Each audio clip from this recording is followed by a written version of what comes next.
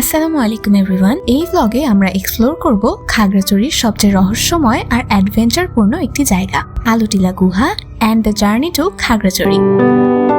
So let's get started.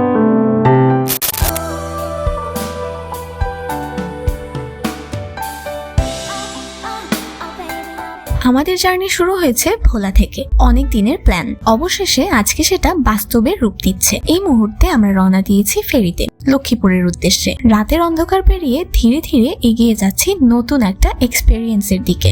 ফেরিতে ওঠার পর একটু ফ্রেশ হওয়ার জন্য আমরা চা নিলাম। গরম গরম চায়ের কাপে চুমুক দিতে দিতে চারপাশের পরিবেশটা উপভোগ করছিলাম।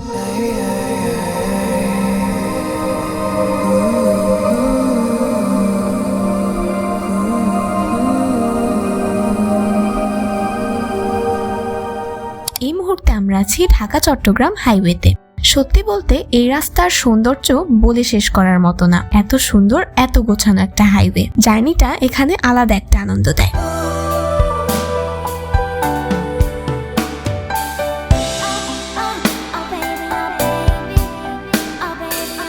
চারপাশে চোখ রাখলেই দেখা যায় নানা রকমের অচেনা আর সুন্দর সব ফুলের গাছ, যেগুলো পুরো রাস্তাকে করে তুলেছে আরো রঙিন, আরো জীবন্ত। আসলে রাস্তাটা এতটাই সুন্দর ছিল, we decided to bring stop here to get some extra fresh air here and to see the beauty of this highway by standing somewhere, and we had some snacks there. It feels very refreshing.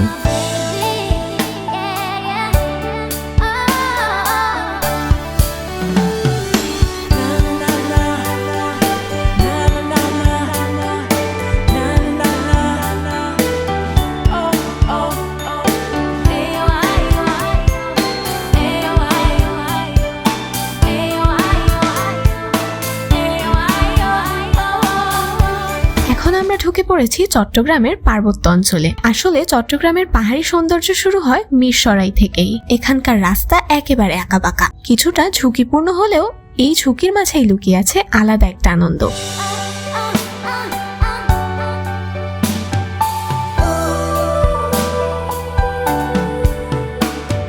দুই পাশে উঁচু পাহাড় আর মাঝে মাঝে চোখে পড়ে অপূর্ব সুন্দর ছোট ছোট গ্রাম, যেন প্রকৃতি নিজেই সাজিয়ে রেখেছে পুরো রাস্তাটাকে। এই দৃশ্যগুলো দেখতে দেখতে সত্যি মনটা ভরে যাচ্ছে। It feels like the journey is not the ways only, it becoming the feeling so far. প্রতিটা বাঁক ঘুরলেই নতুন নতুন সৌন্দর্য ধরা দিচ্ছে চোখের সামনে, আর এই পুরো অভিজ্ঞতাটা আমাদের আরো বেশি আনন্দ দিচ্ছে।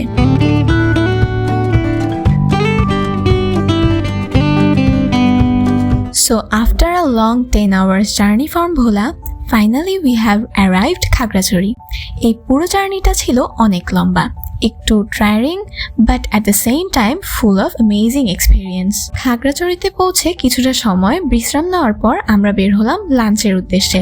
লাঞ্চ করার জন্য আমরা আসি সাদামাটা রেস্টুরেন্টে ছিল ভেরি ওয়েল ডেকোরেটেড এবং পরিবেশ ছিল পরিষ্কার ও গোছানো। And we had hour lunch here.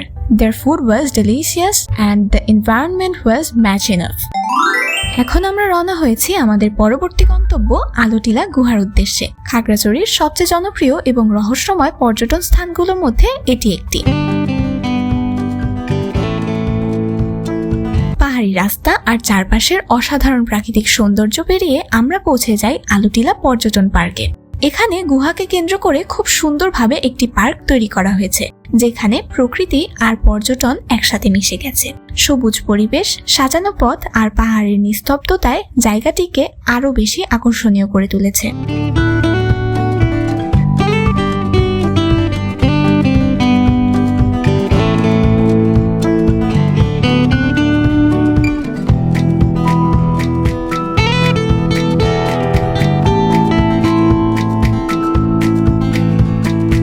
ধীরে আমরা এগিয়ে চলেছি আলুটিলা গুহার দিকে, আর পথেই দেখা মেলে একটি দোলনার। সেই দোলনায় বসে পাহাড়ের মাঝখানে দুলতে দুলতে চারপাশের দৃশ্য উপভোগ করার অনুভূতিটাই আলাদা। একদিকে আনন্দ, অন্যদিকে পাহাড়ের বিশালতা চোখের সামনে ছড়িয়ে আছে। এরপর সামনে এগোতে হলে নামতে হয় প্রায় 300টি সিঁড়ি। প্রতিটি ধাপে যেন ধীরে ধীরে খুলে যেতে থাকে প্রকৃতির আরেকটি নতুন রূপ। সিঁড়ি বেয়ে নামার এই যাত্রাটাও ছিল ডেঞ্জারাস অ্যাডভেঞ্চার। আর এভাবেই আমরা ধীরে ধীরে এগিয়ে চলেছি সেই রহস্যময় আলুটিলা গুহার গভীরতার দিকে।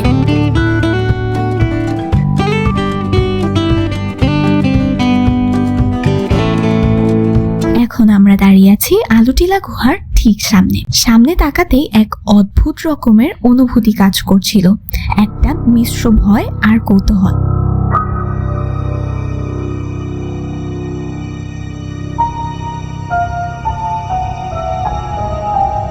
গুহার ভেতরে অন্ধকার এতটাই গভীর ছিল যে শুরুতেই একটা অস্বস্তি তৈরি হচ্ছিল।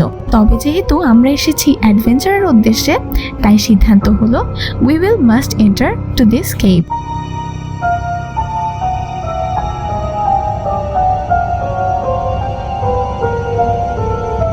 যারা প্রথমবার আসবেন তাদের জন্য অবশ্যই সাথে টর্চ লাইট বা মোবাইলের ফ্ল্যাশ লাইট রাখা খুবই জরুরি, কারণ ভেতরের অন্ধকার একেবারে ঘন, যেখানে আলো ছাড়া সামনে এগোনো প্রায় অসম্ভব। ভেতর থেকে বাইরে তাকাতেই যেন এক অদ্ভুত ভয়ঙ্কর অনুভূতি তৈরি হচ্ছিল, এতটাই অচেনা আর রহস্যময় লাগছিল পুরো পরিবেশটা। এমনকি কিছুটা সামনে এগোনোর পর এক মুহূর্তের জন্য মনে হয়েছিল আমরা আর এগোবো না, পরিবেশটা এতটাই ইন্টেন্স। কিন্তু শেষ পর্যন্ত সব ভয় আর দ্বিধা কাটিয়ে আমরা ধীরে ধীরে এগিয়ে গেলাম এক নতুন অভিজ্ঞতার দিকে।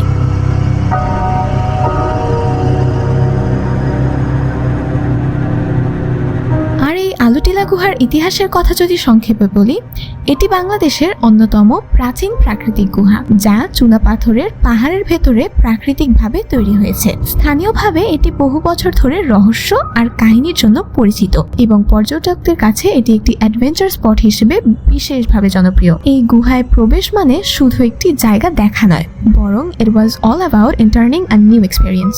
যাই হোক, গুহা থেকে বেরিয়ে এসে দেখি তখন প্রায় সন্ধ্যা হয়ে গেছে, আর সেই সময়টার পরিবেশটা সত্যি আরো বেশি ভালো লাগছিল, কারণ আমরা যে পাহাড়ে আছি এটি খাগড়াছড়ির সবচেয়ে উঁচু পাহাড়গুলোর মধ্যে একটি। আর সন্ধ্যার এই সময়ে ঠান্ডা বাতাস যেন পুরো জায়গাটাকে একদম অন্যরকম করে তুলছিল। And then we got a open fresh coconut shop beside us. আমরা ট্রাই করলাম। যাই হোক, এটা ছিল একটা খুব লম্বা এবং অ্যাডভেঞ্চার ভরা ট্যুর, অনেক হাঁটা, অনেক অভিজ্ঞতা আর অনেক নতুন স্মৃতি। এখন আমরা ধীরে ধীরে আমাদের হোটেলের দিকে ফিরে যাচ্ছি। আমাদের নেক্সট ব্লগ আসছে সাজেক ভ্যালি নিয়ে। We will explore sightseeing of Sajek and share with you. তাই সবাই লাইক, কমেন্ট আর সাবস্ক্রাইব করে সাথে থাকবেন। আজ এই পর্যন্তই, দেখা হবে সাজেক ভ্যালির ব্লগে। আল্লাহ হাফিজ।